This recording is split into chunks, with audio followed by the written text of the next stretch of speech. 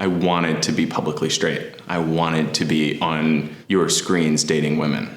I just thought it would make me straighter. There was nothing more that I could have done to declare that I was a straight man more than becoming the Bachelor. I thought that the further along I got into a relationship in my mind, I would have to commit more. And by committing, it would change me. And boy, was I wrong. This episode of What's Underneath Masculinity is made possible with the support of BetterHelp. If you want to start therapy, give BetterHelp a try and head to betterhelp.com/whatsunderneath for 10% off your first month. Yeah, thank you. Can you begin by talking about how you're feeling right now? My husband's gonna kill me for saying this, but I love being naked. I know we're not getting naked, I'm stripping down, but I enjoy it. I think weirdly, even though you're not wearing full outfit, you can express yourself just in your own skin, and it's something I've always struggled with. I was very, very good at blending, and I was very, very good at hiding in plain sight. Mm-hmm. But now I feel like I'm getting more used to and comfortable with. So can you talk about what your style says about you? I would say my style and how I present has always been very strategic. My football team or my classmates or whatever box I was in at that time, I had to sort of conform to that style. But is that still the case, or was the case? That was the case. Yeah. We're leaving that version behind. Mm-hmm. Anytime you're struggling with accepting your sexuality, you don't want to give people permission to ask. So I wanted to dress whatever straight looked like. And I would sag my jeans. I would wear oversized t-shirts, jerseys. I have 92 football jerseys. There's parts of me I would have loved to bleach my hair more than I did. I would have loved to wear different colors, pinks and purples, colors that aren't often viewed as masculine or colors for men. I wanted to be a little louder than what I was. Okay, so can you take off your jacket now? Yes. Can you talk a bit about the assumptions that people make about you based on how you present now?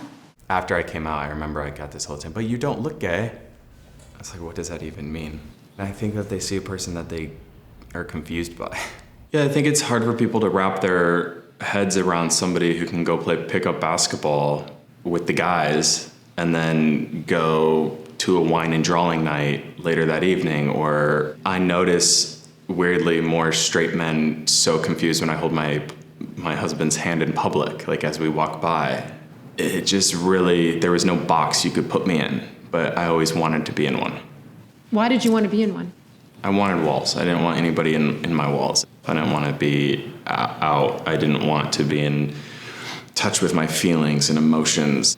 I mean, all the way down to the music choices, listening to more rap, listening to more masculine energy rock, and that was never really me. I remember I secretly had to have my aunts buy me certain CDs, and I loved the boy bands. I loved pop, but you would not catch me listening to that in my car. Before you came out, were you ever assumed to be gay by people? I got called a faggot. I got called gay. I got called queer. If I wasn't dating somebody at the time, it was definitely even more. It's when you're a successful football player, you're supposed to be dating the cheer captain. You're supposed to be dating a hot woman, and you're supposed to have her on your arm after games. And if you don't have that, it gives people permission to ask why. And it just made me that more motivated and made me work that much harder to blend it. What would they say? Homophobia is very real in locker rooms. The locker room culture is so confusing for a straight man.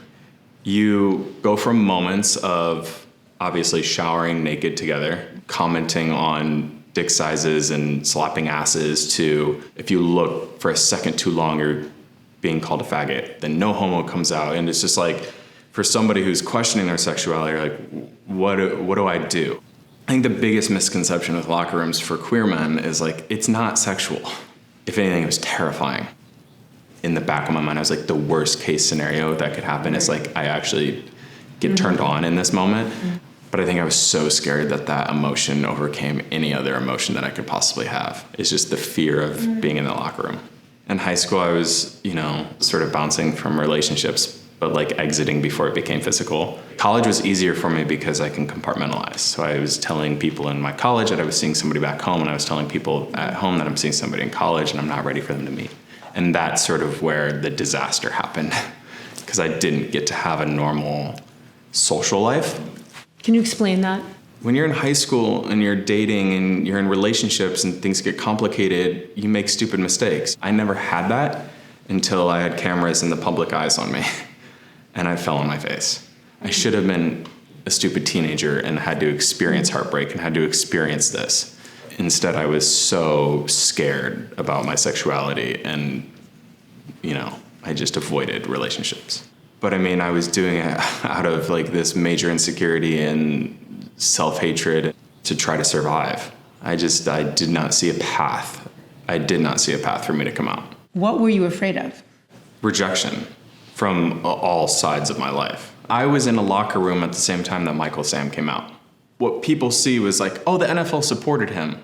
But what I experienced was gay jokes left and right, people saying it's a circus, it's a media, he's a clown, all of these things, and it just drove me into the closet even more. But I also realized, as much hate as I've received online and backlash and whatever you want to call it, I haven't had that experience in real life. Like, nobody's ever came up to me and looked me in the eyes as a human being and said any of the negative things or the bad things that they've said to me online. Now I'm in a phase, and I mean this with so much love to everybody who's been along with me on this journey, but I don't need them to understand, and I don't need them to have access to all of me. I had a very, very public breakdown, and I know why, and now I have to pull back, and now I have to protect myself. Can you take off your watch? Yeah. I got it. Can you talk about the first inclination that you had to yourself that you might be gay or that you might be attracted to men? I think my dad actually caught me watching gay porn. Not watching, but he caught me on the browser history before, and I just played it off as I was curious, and we never spoke about it again. I love my dad, but we just never really talked about emotions or feelings, and I think it was he brought it up to me one time, and I said no, and he never brought it up again. It just made it easier to dive into football, dive into sports. I could hide there, and I felt safe there.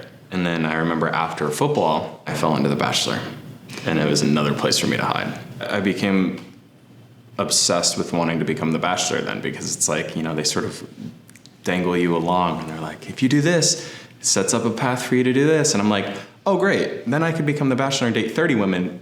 What's straighter than that? Trying self-conversion therapy on myself, essentially. I'm saying, I will become straight. This is how I'm going to do it. There was nothing more that I could have done to declare that I was a straight man more than becoming The Bachelor. I was ripe for reality TV because I had no clue who I was. I think so often, especially with that franchise, you always hear it's they're there for the wrong reason. I was you only go on that show for one reason, it's to be loved. Whether it's to be loved by the public or to be loved by the person who's on that show. I was trying to be loved by everybody because I hated myself. And when you were in these relationships, were you physical? Or? Ish. Yeah. The thing that I think is confusing for people is there was real attraction there. There was real bonding. It was a very real relationship, and it was loving and kind and sweet, and even more confusing for me because then I'm oh, I can, but it doesn't quite feel right. I can make this work, but I wouldn't be completely fulfilled. My first sexual encounter was with a man. So your actual first was with a man at the end of the day? Was with a man at the end of the day. And then what was that like for you? So shameful, so confusing. Because at that time, I thought that I was going to lose my scholarship. I thought I was going to lose my career. And I was oh, never again. Mm-hmm. And the desire came back up, and I kept having to push it back down. I remember wrapping the show. I was in a relationship at the time, was not engaged, but I wanted to be. Not because I had such strong feelings. I did have feelings. I wanted to be because I just thought that the more steps that I took in a straight relationship was going to help me become more straight. My COVID experience, and so many people out there, really broke me. COVID made me stop being able to run. I did not have anything else to run to distract myself in, to be done. So when that breakup happened, it was game over for myself. So was it like a mutual breakup, or did someone like... No. I wouldn't have left that relationship. That relationship was sort of my last straight relationship, one way or another. I was a deeply troubled person. I was a mess. And What did that look like? it looked like abusing medication. I was drinking more than usual. I was living on the outside of my body. I was watching myself. And that's not to take any excuse or try to like downplay me or my actions or who I was. I just did not have control of myself. Do you want to take off your shoes? Sure. There's a lot of people who think what I did was unforgivable. I had a very toxic ending relationship with the person from the show. And, you know, when I reflect not only in my past relationship, I needed and wanted control. And that is abuse. It's hard because, like, in that franchise and the tabloids, like, anytime I speak, it brings her back into it, and she's in another relationship and I'm in my relationship now. So it's like I have to walk this balance of like still protecting and still honoring her privacy, right, but while telling my truth. And that's always hard to figure out too. And I would be the first to say it does not excuse. I hold myself accountable more than anybody can try to hold me. There's a lot of healing that's gone on for me, and there's a lot of work that's been put in. And I hope one day that, you know, people will ever excuse or move on, but will understand the depth and like the layers that went into that year. I don't think I'll ever have closure on. I don't think I'll ever feel good about, but I have to be okay with that because it's selfish of me not to be. Can you talk a little bit about coming out? And I remember it so vividly. I was in Illinois at the time. After the breakup and after COVID, I started receiving some emails saying that they had pictures of me at what is known as like a cruising gay spa out here in LA. My experiences with men were purely physical. Most of the time, I never even gave them my name. Most of the time, I never even said a word to them. And I needed to do what I needed to do, and then I needed to get out. And then act like it never happened. I mean, I was being blackmailed. My publicist called, and he goes, I'm just gonna ask you a question, and I just need you to answer honestly. And he said, are you gay? And I said, yes, I think so.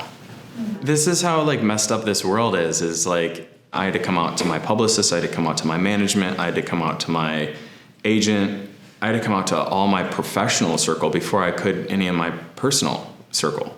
At one point, my lawyer told me I was gonna have to come out, if I ended up going to court, I was gonna have to come out on the stand. That is such a bad way to come out. At that time, I had to kick my dad off my legal team because like I had to start talking about this to my lawyer. And it's because I wasn't ready to tell my dad. Because I wanted to come out to my mom first. Practice on her first, if that makes sense. When did you tell your dad? I told my dad on camera. We went fishing. Didn't catch a damn fish. So that made it even more awkward. And he was the best. You know, he asked if he could tell people for me, like to take it off my plate. And I just remember feeling so loved and so supported in that moment. I felt so good. We know you're really gripped by the story you're hearing, but we just wanted to interrupt this episode very quickly to tell you a little bit about our incredible sponsor, BetterHelp.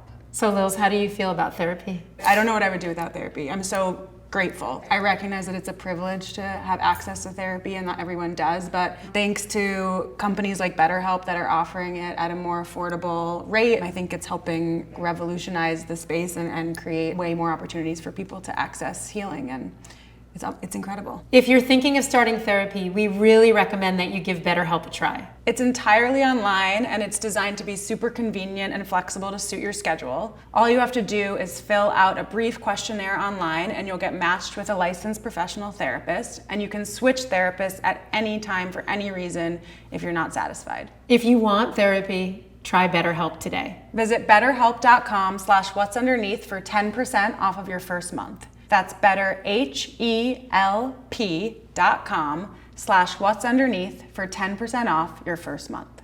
And now back to the episode. Why do you think if you felt that unconditional love from your parents, like why did you take so long? Why was it so hard for you to come out? It wasn't always like that. I didn't always think that they were going to be okay with it. There's so many vivid memories that I remember of him, my dad, and my family at times taking stances against the LGBTQ plus community in different ways. Like one vivid one for me was like the Harry Styles cover photo came out and where he was in a dress. They had a big problem with it. And just remember, I was like, oh shit, this is not going to be as easy as I thought it was going to be. Because if he has a problem with a man wearing a dress, what if his son wants to be married to a man? You know, believe it or not, when I came out, there was a lot of the gay community that sort of had a problem with me too. Why? They said that I was monetizing the queer experience. By having the show? Yeah, which, like, if I can be transparent, I don't even think I was in the top 100 paid from that. Like, more people made more money off of my story and my thing than I did. The critique that I can understand but also would love to counter is just like, they were like, you're a cis-presenting passing white man. And I was like, I am. But my problems and my trauma looks different than yours. I was able to hide in plain sight. And there's a part of me, and I know this sounds so privileged to say, but there's a part of me that wishes that I would have had a gay tendency. So somebody could have called me on my shit earlier, and I could have came out earlier in life. It would have saved me a lot of pain, you know? If I had any message to our community, it would be to stop comparing traumas. Your trauma is your own and it is unique, and I will honor and respect it, but don't come for mine. Can you take off your necklaces? Yes. Or just one for now? What the public and what our society and what middle America knows is to be the gay community, and what is represented in the media was not me. I didn't identify with Drag Race. I came out and thought, I don't belong here. It's like, this box isn't for me either. And it took me a while to figure out where I belonged. How did you find it? I found it with a lot of patience, and also in my relationship with Jordan. How did you meet Jordan? We met randomly at like this party, and then 2 months went by and we were on the same trip in P-Town, and it was like magnets. I was very upfront that like I had not had an emotional connection with a man, and it was still a very physical experience for me, not emotional, and we hit it off immediately. I was still on a journey of self-discovery when we met for my own self, and I was very upfront with him on that, and like I'm still a work in progress, and he loves me for all that I am and all that I will be, and he told me that, and I think it was in that moment that I'm like, oh, there's a lane for me in this community to be patient with people, to be patient with middle America and with the conservative crowd and with Republicans.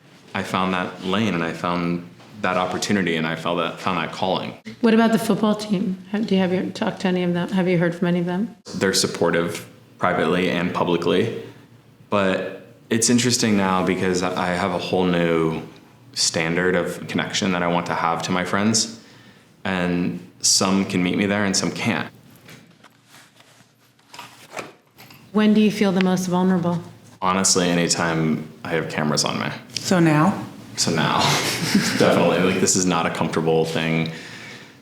It used to come very easy, but it came easy because like when I was in front of a camera, I wasn't myself. And now that I'm like truly myself, the most vulnerable things that I can do in my life right now is to go back onto camera. So why are you doing it? I'm doing it because I'm not hiding. I'm not going away, and I'm proud of who I've become. I'm proud of who I'm going to become. And I'm going to work really, really hard to prove that I have something to offer to the world. Mm-hmm. If, you know, one kid from middle America can like look at my path and avoid some of the roads that I took, it would be worth it. Have you had any struggle with breaking from the pattern of like compartmentalizing? Yeah. It's still taking a long time for me to sort of undo not only the compartmentalizing, but also undoing the control that I loved feeling and having in relationships. And surrendering and being able to give that up to somebody is challenging. I still, like with my mental health, you know, I have bad days, bad weeks. Like I had a very bad week last week, and I was not my best self, and I was short with him, but he was there to pick me up. It feels good to be able to have somebody else in my life that can do that for me. Whoops. My bad.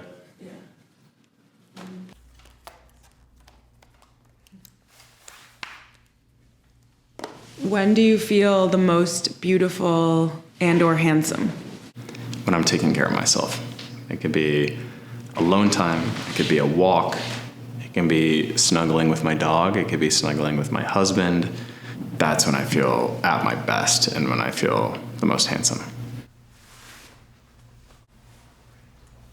Why in your body, in your skin, in your journey, why is it a good place to be? Because this is where I'm at now. And for the first time in my entire life, I get to be present and I don't have to worry about the future and what's gonna happen, and I don't have to worry about my past. I'm here now, I'm in my body now. I'm enjoying all of the stages of building, of loving, of learning, and I don't have to run anymore. I'm just wholly here. And then the last question is, what does it mean to you to be man enough? Oh, I thought man enough was like taking a big hit and getting back up and brushing myself off and getting injured and playing through it. That's man enough. But now, man enough to me is taking time to reflect, going to therapy, being able to hold hands with my husband out in public, to be able to kiss him when I want to. That's man enough. To be able to explore my creative side, to paint, to draw, just to be man enough in my own skin, in my own ways, and leave and be like, I'm a man for going through that. Do you listen to NSYNC and Pink in the car? I listen to all blast? sorts of music now. I blast pop music, I sing pop music, yeah, all of it. That was beautiful and amazing. Thank you so much. How do you feel? I feel great. This is a visual representation of basically how I've felt these last 2 years. I pretty much had to strip all my layers off, and I'm proud of who I became. I think that's the answer. So I'm proud of who I am now, and I'm excited about who I'm going to be. I'm excited too. Me too. Thank you. Thank you for tuning in to this week's episode of What's Underneath Masculinity with Colton Underwood, made in partnership with Man Enough. For more episodes like this, make sure to subscribe to Style Like You. And don't forget to click the bell so you're notified whenever we drop a new episode.